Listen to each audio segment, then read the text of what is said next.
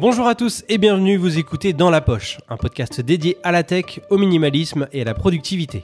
Je m'appelle Florian Beaufreton et je suis ravi de vous accueillir. Pas besoin d'ajuster vos écouteurs et oui, comme tous les ans quasiment au mois de novembre, je me chope un petit rhume, donc c'est normal si ma voix est un petit peu différente, ne vous inquiétez pas. Dans un précédent épisode, j'ai comparé le format podcast aux vidéos YouTube. Aujourd'hui, j'aimerais discuter du format podcast, mais cette fois-ci face à la radio. Alors qui de mieux pour m'accompagner qu'un animateur radio qui fait aussi du podcast et qui anime des émissions sur YouTube. Vous l'avez sûrement vu dans le titre du podcast, je reçois aujourd'hui François Sorel. Avec lui, on va essayer de comprendre si la radio a toujours un avenir et si le comportement des Français change vis-à-vis de ce vieux média. Si le programme vous intéresse, je vous invite à mettre votre casque sur vos oreilles, ranger votre smartphone dans votre poche et c'est parti.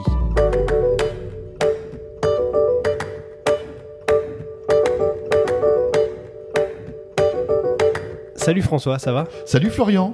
Je suis très heureux d'être là avec toi. C'est vrai ? Oui. Ça fait, vraiment. oui, ça fait bizarre de t'avoir face à moi comme ça avec un micro parce que pour ceux qui ne savent pas, moi j'ai commencé à travailler avec toi. J'étais stagiaire à l'époque, ça s'appelait La Chaîne Techno. C'est vrai. La web TV que tu avais avec Jérôme Colombin. C'était en quoi, 2012 ? Ouais, exactement. 2012. Donc, t'avais 8 ans à l'époque, hein. T'étais le plus jeune étudiant stagiaire qu'on pouvait avoir. Exactement. C'était chouette. Donc voilà, je vous ai vu beaucoup passer devant la caméra et moi j'enregistrais derrière et je faisais vos montages. Et là aujourd'hui, j'ai le plaisir de t'inviter dans la poche. Donc je suis vraiment ravi. Je suis très heureux et puis ça me fait plaisir aussi de voir que le petit Florian que j'avais connu en 2012 a grandi. Voilà.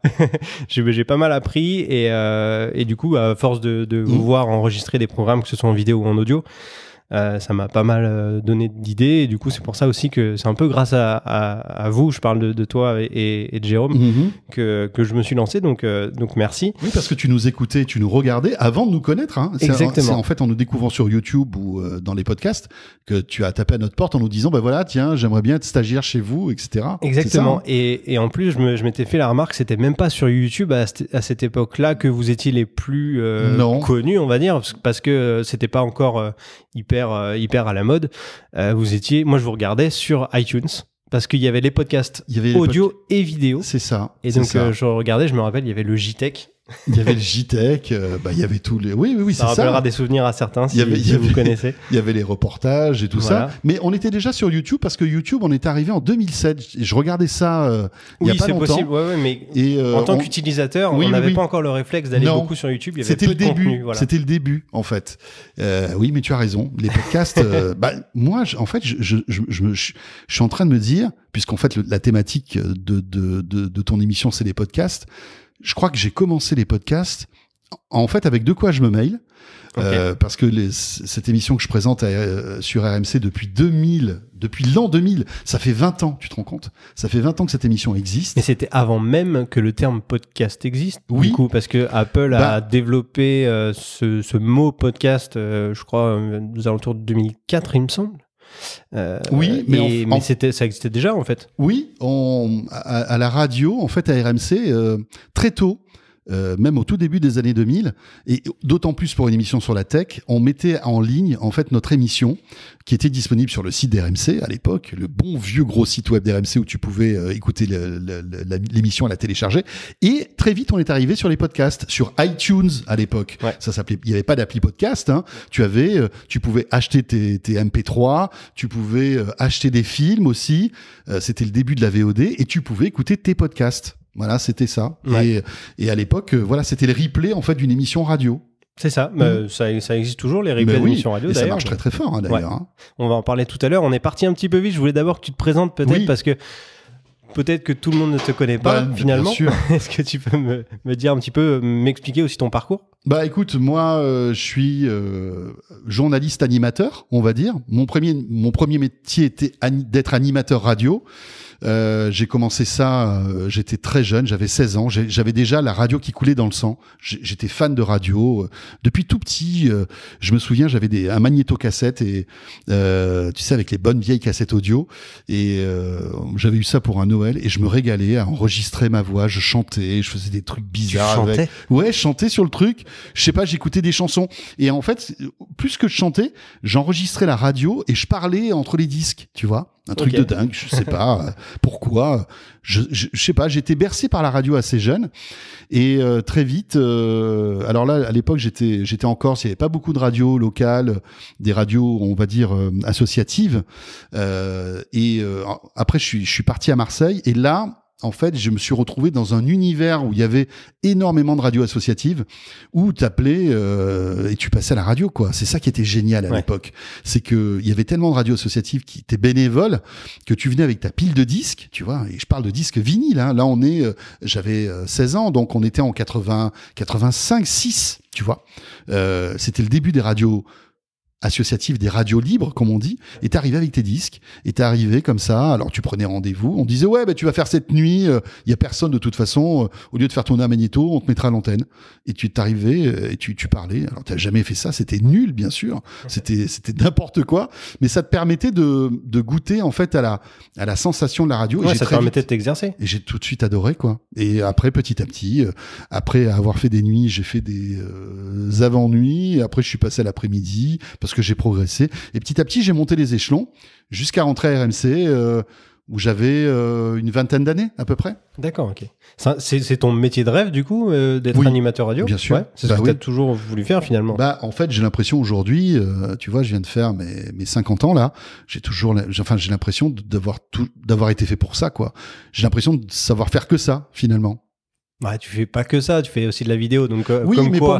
pour moi, c'est un peu le même, si tu veux, le même univers, c'est-à-dire s'exprimer pour raconter des choses. Et finalement, que tu le fasses devant un micro ou devant une caméra, ça change des trucs.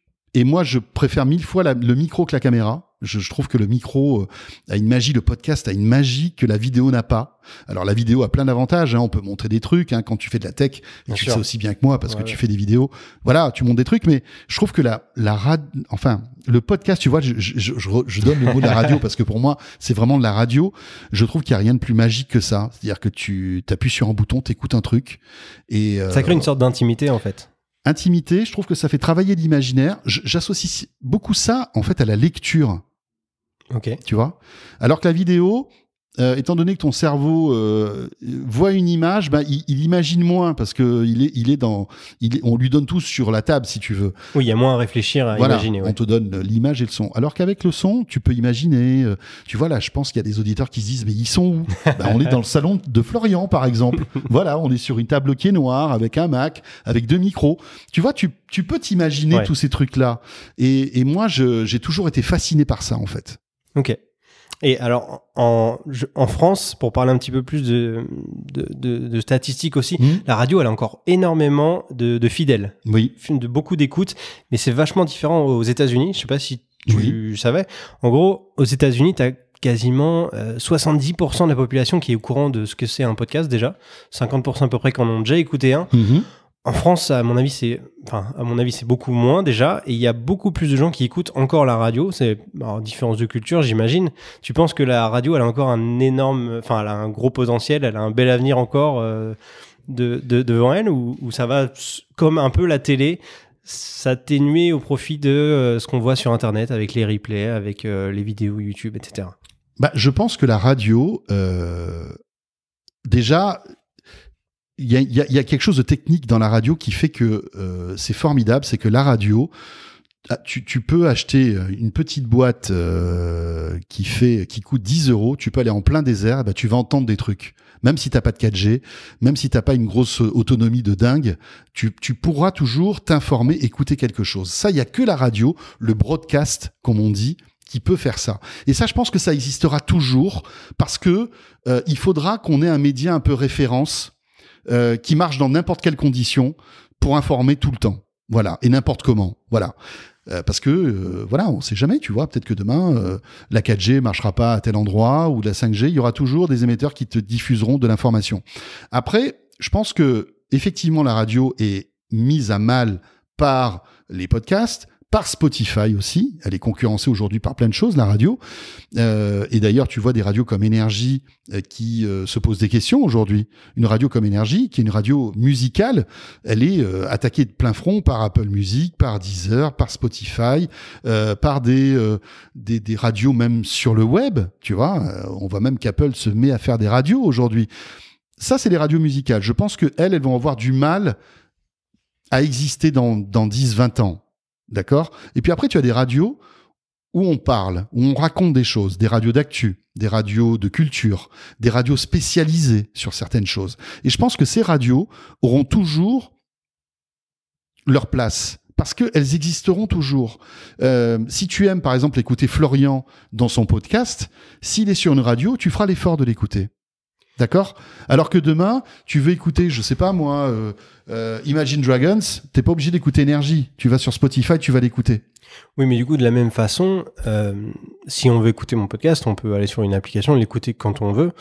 Justement, c'est aussi l'un des points forts du podcast, je pense, c'est de pouvoir bien sûr, l'écouter quand tu veux. Quand on veut. Donc, mais il y a l'actu. Oui, il y a l'actu. Ça, c'est sûr, mais je veux dire... Une radio comme RMC ou France Info, par exemple, fait de l'info en temps réel, tu vois. Ouais. Quand il y a quelque chose qui se passe, tu vas pas pouvoir l'écouter en podcast. Et je pense que des radios d'info comme ça qui apportent, on va dire, une instantanéité d'un fait, auront toujours leur place. Après, c'est vrai que pour le reste, tu as tout à fait raison, ça va être du podcast. Non, ce que j'étais en train de penser, typiquement, on est dans l'imaginaire, on imagine à la table noire en train de parler avec nos micros. À quelques pas d'ici, il y a ma cuisine où je prends mon petit déjeuner le matin, où je peux écouter la radio, mais si je rate le début de mon programme préféré parce que je me suis pas réveillé et que j'ai envie de vraiment tout écouter, je peux aller sur un podcast et écouter le début de mon programme préféré. Mais tu seras plus connecté, avec le temps. Bien sûr. Tu vois, la radio aujourd'hui, alors, je pense qu'il y en a de moins en moins, mais il y a des gens qui se lèvent le matin avec la radio, qui se couchent avec la radio, qui savent qu'à 7h08, ils vont avoir leur chronique qui va parler de trucs, tu vois, ils savent qu'à 7h08, ils doivent se laver les dents. Et c'est en écoutant tel intervenant qu'ils vont savoir qu'ils sont pas en retard, etc. Donc, je pense que ça, c'est encore protégé, si tu veux, mais après, pour tout le reste, tu as raison. Des émissions, on va dire, qui ne sont plus liées à l'actualité, elles vont être en podcast. Mais je pense que la radio a encore cette notion de présence qui fera que elle n'est pas morte. Et je pense que même aux US, tu parlais des US, les radios de talk, d'actu, doivent encore faire de l'audience, je pense. Après, évidemment, quand tu fais une émission, par exemple, sur la tech, ou sur le jardinage, ou sur le bricolage, ou quoi, là, tu vas l'écouter en podcast, parce que ça n'a pas de sens de l'écouter en direct. C'est marrant que tu cites ces exemples, parce que c'est les thèmes principaux que tu abordes dans tes matinales le week-end. C'est ce qui m'est venu à l'esprit tout de suite. C'est ça, et oui. N'hésitez pas à aller écouter les matinales de François le samedi, dimanche. C'est de quelle heure, à quelle heure déjà ? Sur RMC, ouais. Voilà. Mais en fait, je suis accompagné de plein de chroniqueurs, on parle de plein de sujets, même de tech d'ailleurs, puisque même de quoi je mêle est revenu sur l'antenne RMC dimanche matin maintenant. Super. Est-ce que tu penses que les radios qui mettent leur replay à disposition, soit sur leur site, soit sur les plateformes de podcast, c'est dans un but d'élargir leur audience ou plutôt de rattraper les gens qui s'en vont, qui n'écoutent plus la radio ou qui veulent plus écouter la radio parce qu'à chaque fois il manque le début ou Je pense que quand tu es un média, ton objectif premier, c'est quoi ? C'est qu'un maximum de gens t'écoutent, le plus de monde t'écoute. Et je pense que la radio, au tout début du podcast, avait vu ça un peu de haut, en disant... c'est pas important, le podcast... Un petit peu comme la télé avec Internet et YouTube. Exactement. Notamment. La radio, c'est la radio. Si tu as envie d'écouter François Sorel ou Florian Bourfoton, tu te branches à telle heure et tu l'écouteras et puis basta. Et puis, finalement, le numérique est arrivé, la vague du numérique est arrivée, elle a tout bouleversé. Et aujourd'hui... je pense que pour une radio, il est tout aussi important d'avoir un flux direct de qualité que d'avoir des podcasts de qualité. Tu sais, nous, à RMC, on a une machine de guerre pour les podcasts. C'est-à-dire que dès qu'une émission est terminée, il y a des personnes qui sont là pour remonter l'émission, parfois même la découper pour garder les bons moments et pour la mettre en ligne, tu vois. Et parfois même, on rajoute de la vidéo parce que maintenant, on est filmé. Tous les studios de RMC et de tout le groupe sont maintenant des plateaux télé. Et donc, tu peux même rajouter la vidéo. Et je pense qu'on n'est pas mauvais, nous, dans notre groupe pour ça, parce qu'on est vraiment plurimédia. C'est-à-dire que un contenu qu'on fabrique, il est à la fois en audio, il est à la fois en vidéo. Il peut être à la télé traditionnelle aussi. Tu prends l'émission de Jean-Jacques Bourdin, elle est à la radio, elle est en podcast, elle est diffusée sur RMC Découverte ou sur BFM TV. Parce que on part du principe que aujourd'hui, il faut être sur tous les médias. Et plus tu es sur des médias, plus tu vas toucher du monde. Et puis, il faut pas se voiler la face. Aujourd'hui, nous, on est une entreprise commerciale. L'objectif, c'est d'avoir un maximum d'audience pour après toucher, pour après vendre de la publicité. C'est ça le but. Je pense à l'émission de Jean-Jacques Bourdin, tu le citais comme exemple, c'est aussi en vidéo YouTube, en replay. Évidemment. Tu peux également regarder en vidéo. Mais paradoxalement, c'est pas là où il fait le plus d'audience. Parce que finalement, Jean-Jacques sur YouTube, c'est peut-être pas le truc que tu vas... C'est pas la cible. C'est pas la cible. Ouais. Enfin, je dis ça, mais ça peut-être dépend parce que, comme tu disais, des gens redécoupent des parties d'émissions où sûr. Il y a des buzz, des choses un peu... Et puis voilà, tu vas avoir, je sais pas moi, un invité du Front National avec qui ça clash. Évidemment, ça va faire du buzz, tu vois, et sur tous les réseaux sociaux, ça va cartonner. On n'a pas parlé des réseaux sociaux, mais je pense aussi que les réseaux sociaux ont leur place dans notre job, c'est-à-dire nous médias, il faut qu'on soit présent sur les réseaux sociaux. Et tu vois, moi, on peut imaginer que demain on retrouve des émissions entières sur les réseaux sociaux, les meilleurs moments, tu vois, comme c'est déjà le cas d'ailleurs. Ouais, ok. Tu parlais d'avancées technologiques pour la radio, pour que ça passe directement au podcast. Autre avantage technologique. Alors, les voitures connectées, tu vas me dire ça n'a aucun rapport, mais si, dans les voitures, maintenant, on a Apple CarPlay, c'est ça, oui. Android Auto. Donc, on a des applications directement, on va pouvoir écouter avec Spotify ou Apple Podcast directement nos émissions préférées. C'est aussi un avantage. Ça peut faire passer les gens de la radio au podcast plus facilement maintenant dans la voiture, parce que à tout moment dans leur voiture, ils vont pouvoir démarrer au début de leur trajet une émission. Bien sûr. Et l'arrêter et la reprendre quand ils veulent. Bien sûr. C'est une avancée sympa pour toi? Mais c'est intéressant. Et encore une fois, tu te dis, est-ce que, je sais pas, moi, il est 18h, je suis sur le périph' parisien, je suis dans les embouteillages. Qu'est-ce que j'ai envie d'écouter? Est-ce que j'ai envie d'écouter une émission qui va être connectée avec mon temps? L'actu du soir. Parce que il y a un pont qui s'est effondré, parce que il y a des tensions à Hong Kong, parce que, enfin, je sais pas moi, enfin, tu vois, tous ces sujets. Est-ce que j'ai envie d'être vraiment au cœur de l'actu, et là, je vais me brancher sur la radio, parce que la radio sera toujours là pour ça, ou est-ce que j'ai envie de me détendre en écoutant le podcast des grosses têtes, par exemple, ou alors De quoi je me mail, ou alors ton podcast? Je pense que ce qu'il y a de... La radio se retrouve concurrencée aujourd'hui par plein d'autres choses. Avant, la radio n'avait que comme concurrent d'autres radios. Mais aujourd'hui, la radio, elle a comme concurrent des radios d'autres pays.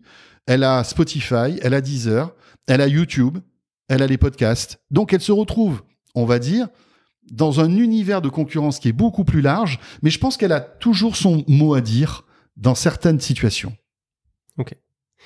Si on s'intéresse maintenant au côté matériel, ton côté un peu geek, est-ce que le matériel pour enregistrer un podcast est très différent du matériel utilisé pour la radio? À la radio, j'imagine que vous avez des micros qui coûtent super cher parce qu'il faut un son particulier, qu'il y a toute une équipe derrière pour gérer la régie, etc. En podcast, comme tu le vois là, on est sur une petite table avec un petit enregistreur et ça suffit.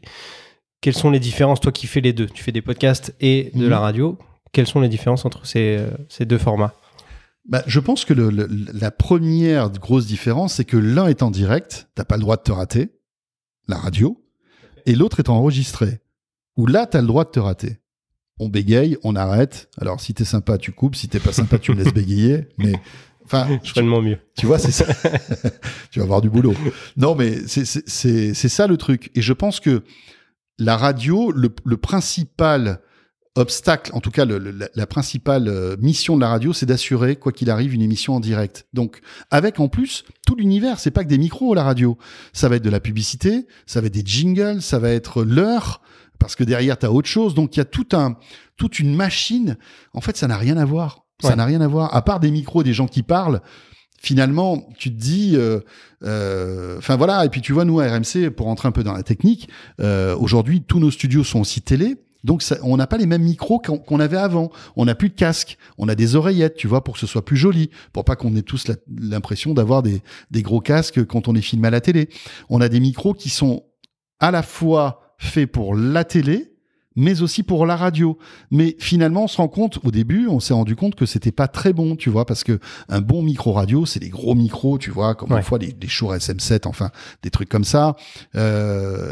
Mais à la télé, ça passe pas. Donc, il a fallu faire des concessions entre la bonne qualité du son que tu dois avoir en radio et l'esthétisme d'un micro sympa pour la télé. On a trouvé des Shups, tu vois, par exemple. C'est des petits micros très très fins qui permettent d'avoir malgré tout un bon son. Mais tu n'as pas la qualité d'un vrai son de radio. Mais après, t'as des traitements derrière. T'as des traitements qui coûtent des fortunes, qui te permettent de corriger le son. Enfin voilà. Je pense que la principale différence entre le podcast et la radio, c'est le direct. Et donc, ça implique toute une batterie en fait de redondance, de systèmes derrière qui font que c'est pas la même chose en fait. Oui, il y a pas de post-production permise comme dans un podcast où là moi j'ajoute toute la partie musique, mon intro, etc. En et post-production. Puis si tu veux retraiter un peu le son, c'est ça. Si tu veux retraiter un peu le son, tu peux le faire. En radio, il faut que ce soit tout fait en direct. Tout doit être nickel. Et c'est pour ça que ça coûte une fortune. Tu vois, un studio de radio, si tu fais un vrai studio de radio, ça coûte une fortune, plusieurs centaines de milliers d'euros. Ça peut faire rigoler parce que tu te dis qu'aujourd'hui, finalement, avec un bon enregistreur ou quelques centaines d'euros, tu arrives à faire un super son en podcast. Mais en radio, tu as tellement Et puis, moi, j'ai des auditeurs à l'antenne. Oui, il faut quelqu'un en régie qui va s'occuper d'avoir les gens au téléphone avant, préparer les questions. Il faut des systèmes qui te permettent de brancher ton téléphone pour que tu puisses l'entendre toi, enfin voilà, et qui t'entendent bien, pour faire des duplex avec des envoyés spéciaux à droite à gauche. Enfin, ça demande évidemment un matériel qu'on peut pas imaginer en podcast. En fait. Combien de personnes en régie en général sont nécessaires, en tout cas pour les émissions que tu connais et que tu peux animer? Alors le week-end, on n'est pas filmé à la télé, donc on parle pas de la télé. Donc là, en général, ça rajoute 2-3 personnes pour réaliser une émission. Mais en radio, j'ai un réalisateur, j'ai un producteur, j'ai une standardiste et souvent un stagiaire en plus. En général, on est 4. Ok. Est-ce que tu as des conseils à donner à tous les jeunes auditeurs, ou moins jeunes d'ailleurs, qui aimeraient se lancer dans la radio ou animer des podcasts, ou parler derrière un micro en tout cas? Déjà, ne pas avoir honte. Je pense que ça, c'est le premier truc à se dire. Il faut pas avoir honte. Voilà. C'est pas grave, ce n'est qu'un podcast, même si le premier on balbutie, si on se dit oh là là j'ai une voix de chiotte, c'est pas bon, etc. Même si on se dit c'est pas intéressant ce que je raconte, je pense qu'il faut pas avoir honte et se dire ok je me lance. Ça se prépare un podcast, tu le sais bien. Bien sûr. Tu vois, moi je suis arrivé, tu avais déjà tout préparé, tout était prêt, etc. Au niveau technique, mais aussi au niveau de ce que tu vas raconter comme histoire. Tu vois, tu as préparé tes petites questions, tu as préparé ton intro. Donc je pense que c'est comme un... C'est comme un, voilà, c'est un peu comme un film, quoi. Tu te fais ton scénario avec ton début, ton milieu, ta fin, ta conclusion, les sujets que tu dois avoir, les questions absolument qu'il faut que tu poses. Il faut pas avoir peur de les écrire. Et puis après, voilà, quoi. Il faut laisser la spontanéité parce que il faut qu'un podcast et une émission, à mon avis, soit spontanée. Voilà, je pense que les gens, ce qu'ils ont envie d'écouter, c'est un peu de toi vraiment. C'est un peu vraiment ce que tu es. Et voilà, la spontanéité, ne pas avoir honte. Et puis au bout d'un moment, je pense qu'au bout d'un moment, tu sais si oui ou non t'es fait pour ça. Parce qu'il y a des gens aussi qui sont faits pour ça et d'autres pas. Tu vois, il y a des gens qui vont pas aimer ou qui vont pas se sentir à l'aise. Et puis il y en a d'autres, ils vont tout de suite se dire mais pétard, c'est génial, je suis fait pour ça. Et en général, c'est eux qui arrivent très vite à comprendre et qui, arrivent à faire passer des messages et arrivent à avoir une audience aussi. Ok, super. Bon, mec, écoutez, tous les auditeurs que ça intéresse, n'hésitez pas à vous lancer et ne pas avoir peur, surtout de parler dans un micro, même si c'est pour la première fois. Je vous garantis, c'était mon cas aussi. Au départ, vous n'allez pas aimer votre voix. C'est insupportable. Mais au départ, on n'aime pas sa voix. Mais à force, on s'y habitue. Mais bien sûr. Et puis, les gens n'ont pas la même perception que toi. Bien sûr. C'est ça le truc, c'est que... Enfin voilà, c'est un peu comme quand on se voit dans un miroir, on voit que nos défauts. Mais les gens qui, eux, nous voient dans la vraie vie, ne nous voient pas comme nous, on nous voit dans un miroir. Le podcast, c'est la même chose. L'essentiel, c'est d'avoir un truc à raconter. Voilà. Que ce soit pour faire rigoler, que ce soit pour apprendre des trucs ou pour informer, à partir du moment où tu racontes quelque chose, tu peux trouver une audience. Super. Pour terminer, François, est-ce que tu as des projets de nouveaux podcasts? Est-ce que vous allez lancer des nouvelles émissions, que ce soit sur 01net ou pas d'ailleurs? Écoute, on a pas mal de projets, toujours avec Jérôme. Ouais. Qu'on salue. mon compagnon, mon vieux compagnon, que tu connais très bien aussi. Déjà, on a notre chaîne de télé. Ça, c'est vraiment quelque chose qui nous tenait à cœur. C'est rigolo parce que finalement, on se dit, tiens, on a commencé sur le web. Nous, on faisait de la radio. On était sur le web et maintenant, on va se lancer sur une vraie chaîne de télé. Certains nous disent, ouais, mais pourquoi aller sur un média traditionnel comme la télé, un peu un vieux média? Mais je pense que, comme je te disais tout à l'heure, il faut être sur tous les médias, sur tous les écrans. Et 01 TV a sa chance, je pense, sur les grands écrans aussi, parce qu'on sera en replay aussi. Et donc, ça peut donner à des gens envie de nous découvrir. Et puis, on a lancé un podcast avec Jérôme il n'y a pas longtemps, que tu écoutes. Bien sûr, j'ai vu ça, c'est super. Ça rappelle des bons souvenirs. Voilà, qui s'appelle Chez Jérôme et François. C'est un podcast mensuel où, écoute, sans trop réfléchir avec Jérôme, on se met devant nos micros, on écrit 2-3 trucs avant et on se dit, bah voilà, et sans phare, tu vois, sans paillettes, on raconte un peu notre vie avec Jérôme.